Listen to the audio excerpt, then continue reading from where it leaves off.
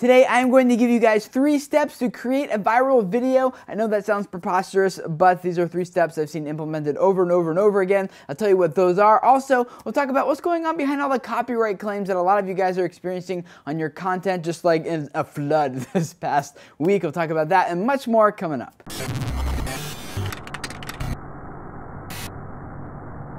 Hey guys, my name is Tim Schmoyer, and it's Tuesday, which means it's time to look at some of the online video news from last week and talk about the implications that it has for us as creators here on this site called YouTube. And the first update that came out last week is that now live streaming is available to every partner that has verified their account. It used to be that only channels with 1,000 subscribers or more could take advantage of live streaming events and hangouts on air and things to their YouTube channel, but now it's open to everyone. To see if you have it, you can just go to your account features on YouTube, make sure your account is in good standing, and then scroll down to the bottom, and there you'll see the option for live events. And if it is not yet enabled, you can click through there to enable live events. If you haven't done a live event yet, to do one is very simple. Just go to your video manager, and in that left sidebar right beneath it, you'll see the option for live events. Click there, and then you can either schedule an event that's coming up in the future, or you can start live streaming right away, right in your channel, just using your webcam. I really highly recommend that you guys as creators start using live events. I do them here at Video Creators once a month, and they are always the most highly engaged, most tweeted, most shared, most commented, most interact, most watch time, most everything than any other form of content or video that I do here on this channel. That's true for every other creator that I know here on YouTube that takes advantage of live events as well. So if you haven't yet already done that, you might want to check it out. If you are a gamer here on YouTube, maybe last week you got a flood of emails from YouTube notifying you that a lot of your videos have been flagged for copyright infringement. But then you inspect a little closer and you see that the entity that's claiming copyright ownership of content in your video isn't actually the video game manufacturer or software developer or anything at all in the first place. And so, number 1, what's going on? And number 2, what can you do about it? Well, number 1, what's going on is that YouTube updated their content ID system and how they flag and find content, mostly just for you channels that have an affiliate relationship with the YouTube network. YouTube wants to kind of tighten down a little bit on the copyright infringement that is happening there. And so that updated content ID actually went through a lot of previous old material and flagged a lot of videos that were previously labeled just fine. But then when you look at it and you see that, well, that's not actually the company that owns the video game I'm playing there. That's because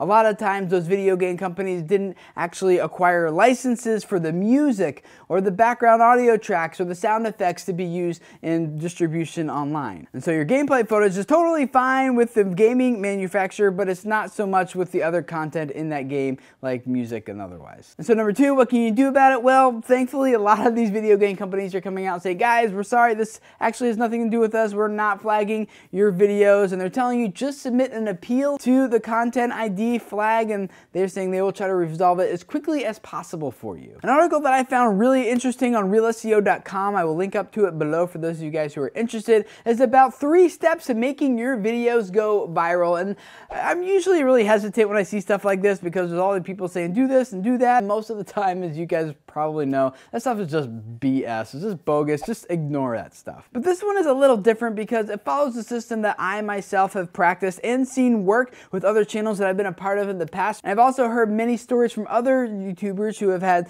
videos go viral about this is the method that they used as well. Assuming you have a video clip that has a lot of viral potential to it in the first place, like something that's very shocking, very surprising, that's something that elicits very strong emotion from the viewer, or something that's just like really weird or crazy off the wall, then the first step is that these guys did, they actually collaborated with a couple other YouTube channels that have popular, very big audiences. Says, hey, could you thumbs up our video? Could you like it? And then the idea is hopefully when they like it, that video gets sent to the stream. That is actually exactly what happened with the video that I was a part of last year that went viral. Vsauce saw it, they liked it, and then they sent instantly almost like tens and thousands of viewers. That alone sometimes isn't enough to make your video viral. Step number 2 is to actually reach out to a lot of small bloggers who have websites and blogs, people who are looking for content and have some audiences that might be interested in your video. Now, the author who wrote this post on realseo.com talks about the strategy behind this, and it wasn't actually to necessarily get a lot of views from those smaller blogs,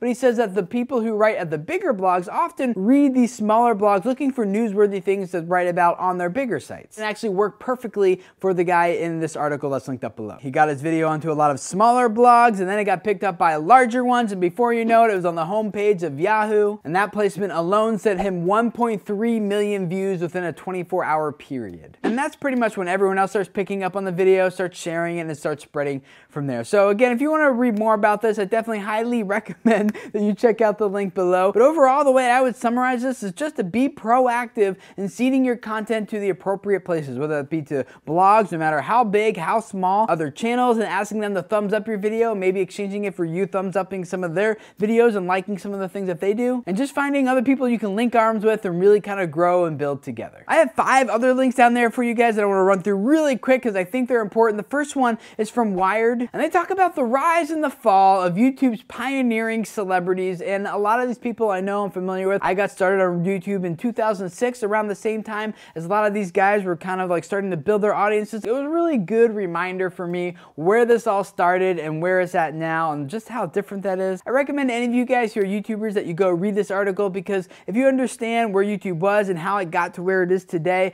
often that can help us understand the trajectory that YouTube is on and where it might be heading in the future. Also from the videoinc.com, there's a story about how Google Plus admits that they had a lot of problems with the new YouTube comments. To be clear, out of the gate, we weren't doing so well, and a lot of that had to do with ranking and a bit of an arms race around spam and abuse. It's interesting that with all the fanfare around the announcement of the new YouTube comments, when it doesn't really go that well, YouTube kind of quietly says off to the side at some conference, yeah, you know, you got us. It didn't really go according to plan as well as we had liked. And even though Google Plus hasn't admitted as publicly about their struggles with the new YouTube comments, at least they admitted it. Also, a really good video from DeFranco down there that's titled "YouTube is Dying." And although he doesn't actually come out right in the video and use those exact words, what he talks about is, given all the content ID mishaps that people, gamers, are having, like we've already talked about, he says it's really important for you to have a plan B. Like, as a YouTuber, the only reason I'm not scared is because I've been on the site for 7 years and I kind of understand what YouTube likes to do every 3 to 6 to 12 months. So we've changed the way that we make money so that we don't actually have to rely on YouTube working. But a lot of the little tubers coming up, and even some of the big tubers that were just like along for the ride, signed with a network, oh, everything, I'm making so much more money than I was making. Many of them are not prepped. They don't have a plan B. I mean, it's why a portion of what we do is slowly going to our off YouTube website, sourcefed.com. Like, we treat YouTube like an alcoholic father. We don't know if he's gonna take us to Disneyland or slap us in the face or both or what is gonna happen. So we made like a super cool pillow fort in the backyard where we ask our friends to come over and hang out with us. If you haven't already thought about how you can get your viewers to your website or to your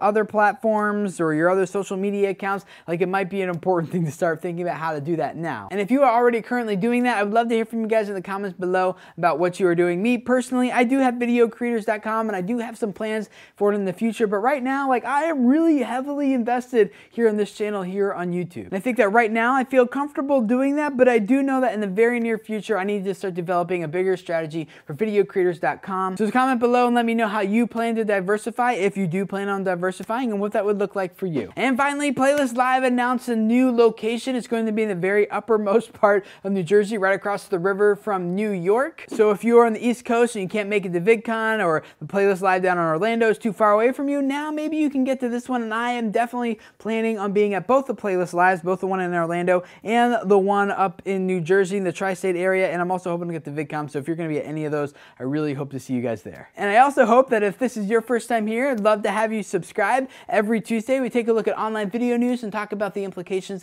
it has for us as creators. On Wednesdays, I give you guys some YouTube tips, advice, ideas, suggestions. And then on Thursdays, we do some YouTube Q&A, because I really believe that a lot of you guys have messages that can really change the world and make people's lives better if those people could just hear what you have to say and find your channels and your content in the first place. So thank you for letting me be a part of helping you guys grow your audiences and your channels here on YouTube. Subscribe, and I'll see you guys again tomorrow. Bye.